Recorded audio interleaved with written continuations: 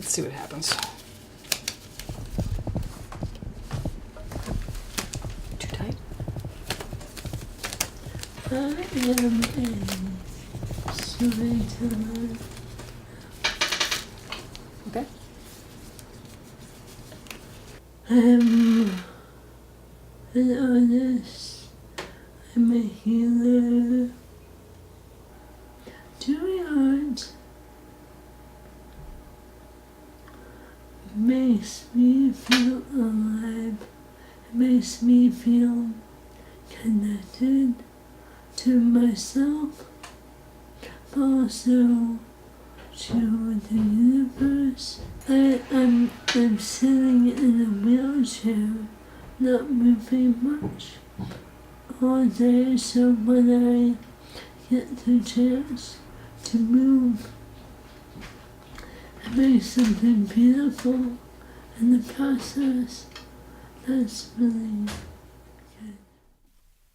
Lindsay Smith is 35 and has been living with the disease ALS since 2012. ALS is a neurodegenerative disease that affects the motor neurons. Over time, it leads to weakness in the muscles and eventually resulting in paralysis. There are around 30,000 people living with ALS in the U.S. Patients typically have about 2 to 5 years to live, and there is currently no cure for this disease. After decades of a lack of awareness and funding, ALS has seen a recent surge of interest. The combination of the social media campaign The Ice Bucket Challenge in 2014, the U.S. government's increased spending on medical research, and a new global approach to data collection has resulted in an acceleration in the development of treatments and potential cures. The Ice Bucket Challenge really impacted the ALS community in so many different ways, and obviously the funding was the obvious one. But the other area that I like to bring up a lot is the awareness, which is essentially is priceless. We're still talking about it, and the number of people that are now familiar with Lou Gehrig's disease, ALS, is just it's phenomenal. The Ice Bucket Challenge raised $115 million and resulted in funding for a series of research programs. The money from the challenge started the Center for Genomics and Neurodegenerative Disease at the New York Genome Center, and with the help of Dr. Hemali Fatnani was able to find a new gene linked to ALS.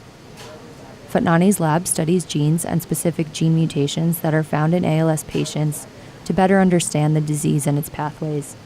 Dr. Fatnani and her lab also created the Metronome, a database where ALS patient data can be shared across the world in real time. This is the first ever global approach to ALS research and provides a more in-depth analysis to understanding the disease.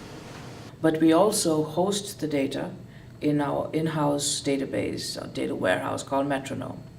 It's not just a warehouse, it also has a user interface that allows a user to interact with the data and visualize the data in many different ways across many dimensions. The hope with this database is to have one central place where doctors and researchers studying ALS can go to share findings and communicate at a faster rate than ever before, hopefully leading to the creation of treatments at a much quicker rate.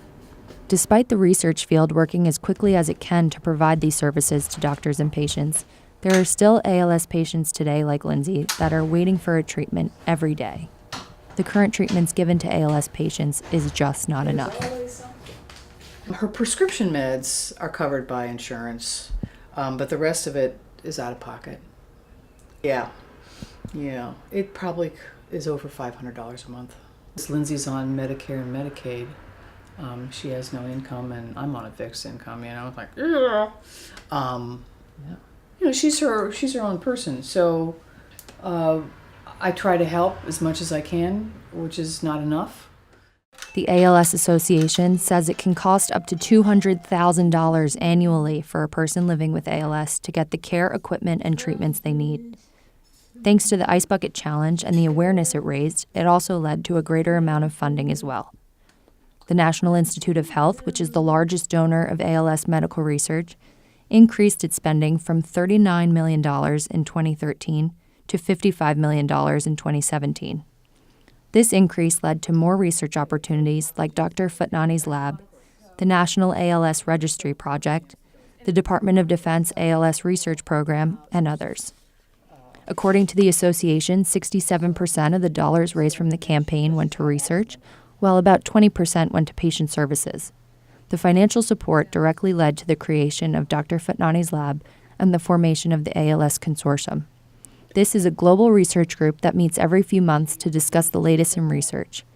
One of these groups is European-based Project Mine, who works closely with the New York Genome Center and Columbia University and was part of the new gene discovery just this year. We've sequenced so far more than 2,500 ALS whole genomes, making this the largest ALS sequencing program in the United States, and the second largest in the world after Project Mine.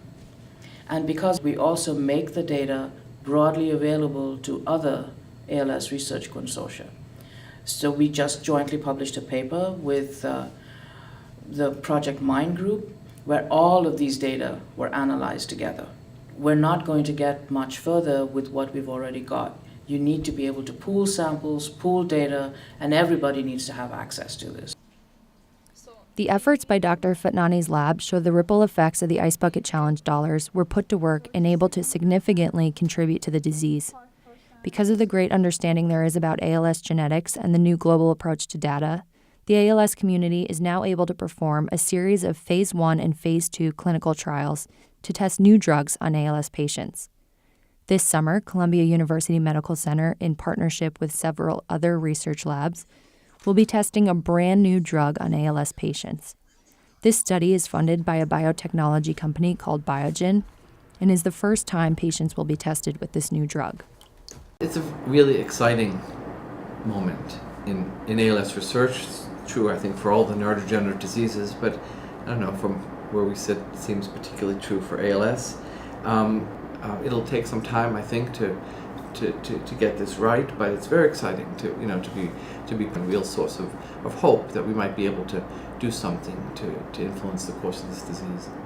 I'm curious about stem cell treatment. I'm